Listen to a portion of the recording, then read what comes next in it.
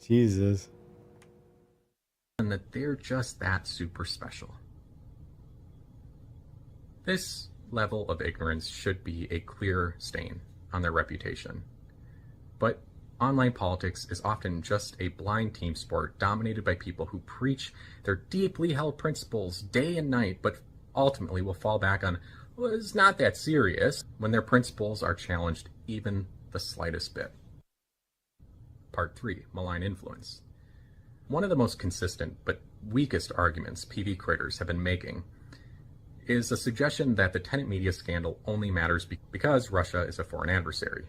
The underlying implication here is that as long as mystery money pool, we're also, I guess, supposed to believe that conservative creators and their audiences could be misled, but not us, because, what, we're the good guys? So is it only a problem if it turns out that PV's secret stash contains foreign dollars? Or is it only an issue, as some PV creators have suggested, if the funder is opposed to American interests? For example, would it be fine if PV were funded by Americans if those Americans hate America or our allies? Would PV creators be okay if the tenant media scheme was funded by a wealthy US citizen instead of the Russian government, but still did it to sow hatred for Ukraine, an important US ally? If not, well then, what if we replace Ukraine with Israel, another key US ally, and tenant media with PV? So what happens if PV were being funded He's saying it by anti-Israel extremists or Hamas sympathizers? These aren't foreign governments, but they're certainly not supporting American interests. Oh, you went the other way. Suddenly you can see, I hope, why financial transparency is so crucial. And as it turns out, the Would you imagine if Hamas was funding Lauterbach?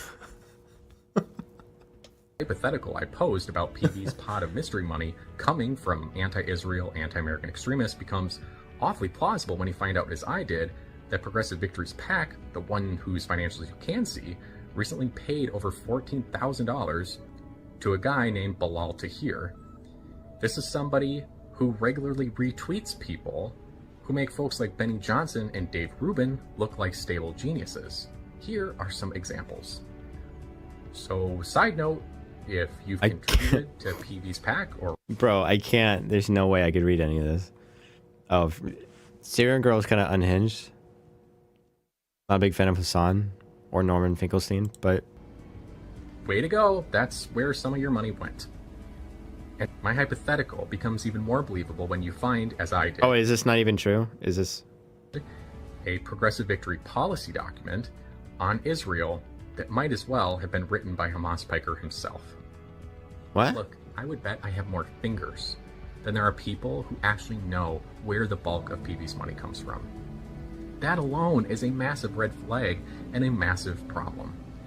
One that could be cleared up completely if PV wanted to, by simply disclosing where their 501c4 has been getting its money and how they're spending it. Doing so should be enough for any moral or even just sensible person. You retweeted Syrian Girl. It's just... The parts that, as a longtime political professional, seems to me to be legally dubious at best. Part 4. How could this be legal? There are plenty of ways to do 3 main things we've already talked about.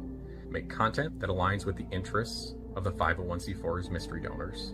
And we've already gone over... Which could be Hamas. ...the many reasons why that part already is really bad. But the other 2 things are what actually make this scheme appear illegal, in my opinion. And that's the part where PV's nonprofit, their 501c4, is also paying creators to do work for the PAC. The 501c4 is paying these creators to raise money for the PAC through the creators' platforms. The 501c4 is paying these creators to promote the PAC's political activities to their audiences. This is a textbook case of circumventing the most basic rules in American campaign finance. Let's strip this down to its essentials.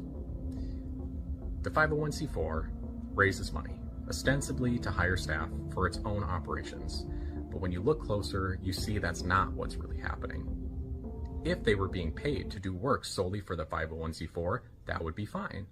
But the catch is, the 501c4 staff are actually working for the PAC. The founder and directors of PV seem to think that they've found a clever workaround. for these important campaign finance rules and regulations. And look, technically there's a scenario where this could eventually be deemed to be some sort of lawful but awful approach, much like the loopholes created by the Citizens United decision. But if I were advising PV when they were cooking up this idea, I would have been shouting, no, this is a terrible idea. Don't What is this editing? do it. You're courting trouble for the organization way. You are playing with fire. To the creators, I say this. There are plenty of ways to help Democrats succeed in 2024 that don't involve any of the risks that PV brings with it. Those alternative methods may not offer easy money like PV. Is it still the case that, or did this already happen? Did they stop paying content creators? Did they stop? I thought they said that in August they were gonna stop paying content creators. That's still a thing. Does anyone know? But if that's all that matters to you, don't pretend like you're sticking with PV to help Democrats in November.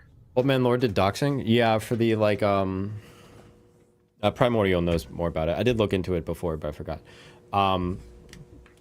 Yeah, people that he viewed as anti-Semitic, he would like spam their shit and like dox them and try and he would like tag the Stop Anti-Semitism Twitter and with like the private information of these people. Yeah, it's schizo. Just tell the truth.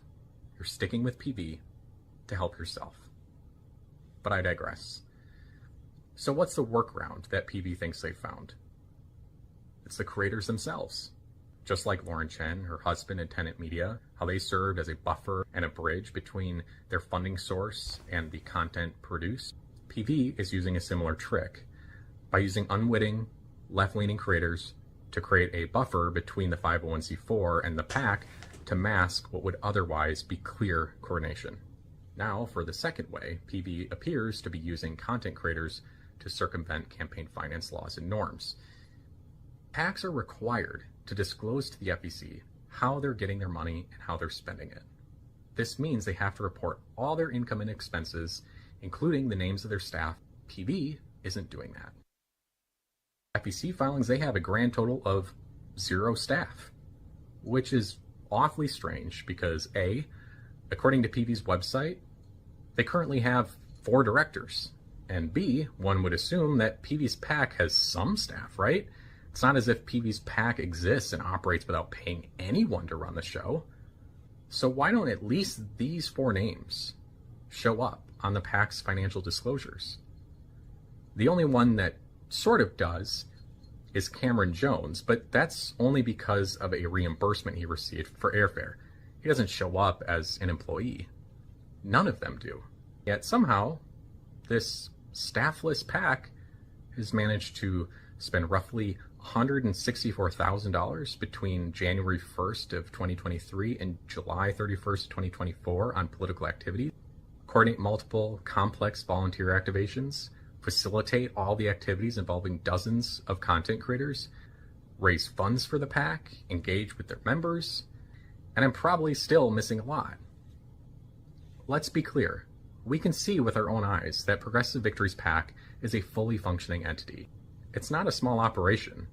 I've worked for PACs of a similar size that did similar work as PV, and I promise you there is no way in hell that Progressive Victory's PAC could function without a paid staff. And if nothing else, I promise you that at least these 4 directors are doing a lot of work for the PAC and they're not doing it for free. So what does this mean? At the very least, it means these 4 people are working for Progressive Victory's PAC but aren't being disclosed to the FEC like they're supposed to be. That by itself is likely a campaign finance violation. But it gets worse. What's almost certainly happening is that these 4 directors are being paid, and they're being paid by the 501c4 to do work for the PAC. Not only that, but I'd be shocked if they don't have other part-time or full-time staffers who are also being paid by the 501c4 as a... Okay, don't care.